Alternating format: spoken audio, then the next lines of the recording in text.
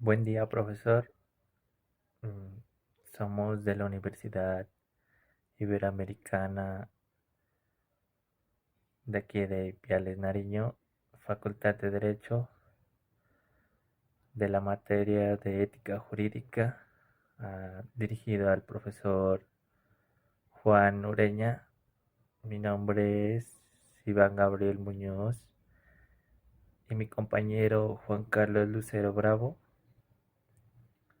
El día de hoy vamos a explicar sobre el caso dado en la plataforma.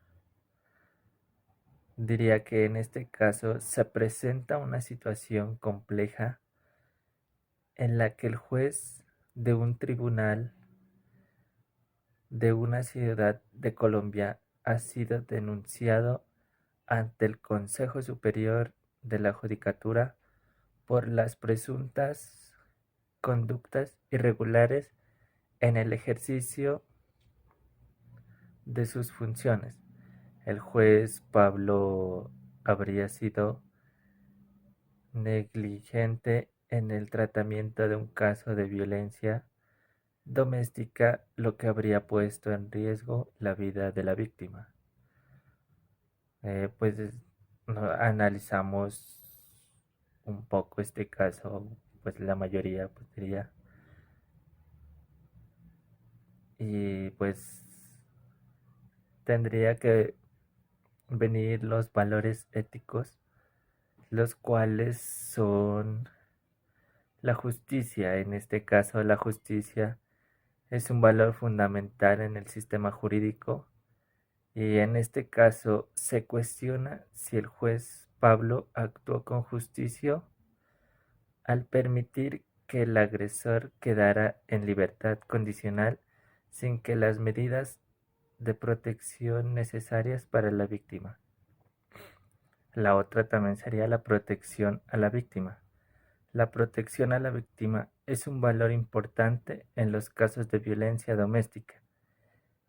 Pues en este caso se, se aleja que el juez Pablo no actuó con la debida diligencia y celeridad requerida para proteger a la víctima. También sería en este caso la responsabilidad. Es un valor muy importante en el ejercicio de la función pública. En este caso se cuestiona si el juez Pablo actuó con responsabilidad al no cumplir con sus deberes como juez. La ponderación axiológica implica evaluar y equilibrar los valores éticos en juego. En este caso podemos decir que hay un conflicto entre los valores de justicia, protección, también a la víctima. Por un lado, el juez Pablo puede haber actuado con justicia al seguir los procedimientos legales establecidos. Por otro lado, su actuación puede haber puesto en riesgo la vida de la víctima. Pues podemos decir que en este caso el juez Pablo presenta un escenario complejo. ¿Por qué? Porque en la cuestión, él cuestiona la responsabilidad y la sanción correspondiente. Es, impor- es importante considerar los valores éticos en juego y realizar una ponderación axiológica para determinar la mejor solución. La justicia, la protección a la víctima y la responsabilidad son los valores importantes que deben ser considerados en este caso. Buen día, profesor Juan Ureña. Mi nombre es Juan Carlos Lucero Bravo. En esta ocasión me corresponde analizar el caso de Pablo, un juez que fue denunciado por no actuar con diligencia en un caso de violencia doméstica, ya que no ordenó las medidas de protección necesarias y como resultado la víctima fue nuevamente agredida, aunque no existen pruebas que indiquen que Pablo haya actuado con dolo es decir, con la intención consciente de causar daño o de favorecer al agresor, es posible afirmar que incurrió en una conducta negligente que vulneró los fines esenciales de la función judicial. A la luz de la Constitución Política de Colombia, este caso debe ser abordado como una falta disciplinaria con ilícito sustancial, dado que, aunque no se ha probado el dolo requerido para una sanción penal, si hay indicios suficientes de una actuación omisiva que afectó directamente derechos fundamentales. La Carta Política establece un marco claro para la responsabilidad de los servidores públicos, diferenciando entre responsabilidad penal y disciplinaria. El artículo 6 de la Constitución señala que los servidores públicos son responsables por infringir la Constitución y la ley, así como por la omisión o extralimitación en el ejercicio de sus funciones. Sin embargo, dicha disposición no implica toda irregularidad funcional constituya un delito. Por el contrario, el ordenamiento jurídico colombiano reconoce distintos niveles de responsabilidad, dependiendo de la naturaleza de la conducta y del daño causado. Desde la perspectiva del régimen disciplinario, el artículo 256 de la Constitución confiere al Consejo Superior de la Judicatura la competencia para investigar y sancionar disciplinariamente a los jueces por faltas cometidas en ejercicio de sus funciones. Esta competencia busca preservar los principios éticos, la eficiencia institucional y la confianza ciudadana en la administración de justicia. En este contexto, la conducta atribuida al juez Pablo, al no ordenar medidas de protección urgentes y necesarias para una víctima de riesgo, constituye una omisión grave desde el punto de vista funcional. En este punto cobra especial relevancia el concepto de ilicitud sustancial, propio del derecho disciplinario colombiano. Este principio señala que no basta con demostrar que una conducta infringe formalmente los deberes funcionales, sino que es necesario que dicha infracción comprometa de manera significativa los niveles de servicio público. En el caso del juez Pablo, la omisión no solo fue una falla administrativa, sino que tuvo consecuencias reales y graves, pues la víctima fue revictimizada como resultado directo de su inacción. Esto demuestra que su conducta afectó de manera concreta los principios constitucionales de protección de los derechos fundamentales, acceso efectivo a la justicia y debida diligencia. Por lo tanto, se configura una falta disciplinaria con ilicitud sustancial, lo cual justifica una eventual sanción en este ámbito.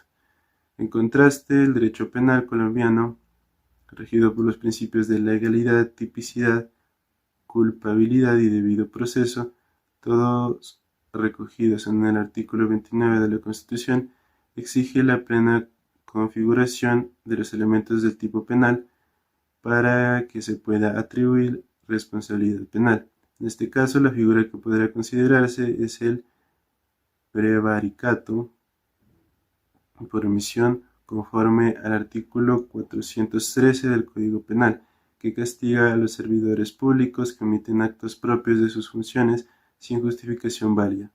Sin embargo, para que esta figura se configure, no basta con la simple negligencia. Debe probarse que hubo dolo, es decir, que el juez omitió intencionalmente el cumplimiento de su deber con consentimiento de su ilegalidad. Dado que no hay evidencia de que el juez haya actuado con intención de perjudicar, su conducta no puede ser penalizada. Además, en consonancia con el enfoque garantista del Estado colombiano en materia penal, debe evitarse criminalizar conductas funcionales que, aunque reprochables y sancionables administrativamente, no cumplen con el estándar penal.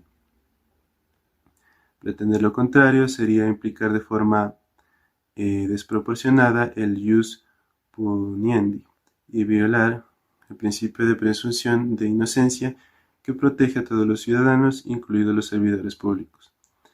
El hecho de que el juez haya incurrido en una omisión grave que permitió la revictimización de una persona en situación de vulnerabilidad sí compromete su responsabilidad disciplinaria. Los jueces están obligados constitucional y legalmente a actuar con diligencia y celeridad, en especial en casos de violencia intrafamiliar. El artículo 229 de la Constitución garantiza el acceso efectivo a la justicia, lo que implica no solo la existencia de jueces y tribunales, sino también el compromiso de estos operadores jurídicos de emitir decisiones eficaces para proteger derechos fundamentales. En este sentido, la actuación del juez Pablo al omitir medidas necesarias de protección representa una falta disciplinaria con ilicitud sustancial, pues su conducta afectó gravemente la finalidad esencial del servicio público judicial, la garantía de los derechos humanos y el acceso real a la justicia. Cabe señalar además que la existencia de una falta disciplinaria no genera automáticamente responsabilidad penal, salvo que existan elementos objetivos y subjetivos que permitan afirmar la comisión de un delito. El tratamiento adecuado debe darse en la esfera disciplinaria. En este caso, el juez Pablo no ha sido acusado de haber actuado en complicidad con el agresor, ni de haber recibido sobornos, ni de emitir decisiones ilegales con conocimiento. La actuación se basa en una omisión funcional que puede tener causas múltiples, como una mala valoración del riesgo, exceso de carga laboral o deficiencias administrativas. Estas hipótesis, aunque graves, no constituyen por sí mismas delitos, pero sí deben ser objeto de control disciplinario por su ilicitud sustancial. En conclusión, y siguiendo los lineamientos constitucionales, el caso del juez Pablo debe ser tratado como una falta disciplinaria con ilicitud sustancial, ya que su conducta omisiva comprometió de manera seria los fines del servicio público judicial y derivó en un daño concreto a los derechos fundamentales de una víctima. Sin embargo, la ausencia de pruebas que demuestren dolo excluye la intervención del derecho penal, pero no impide que se impongan sanciones en el marco del régimen disciplinario.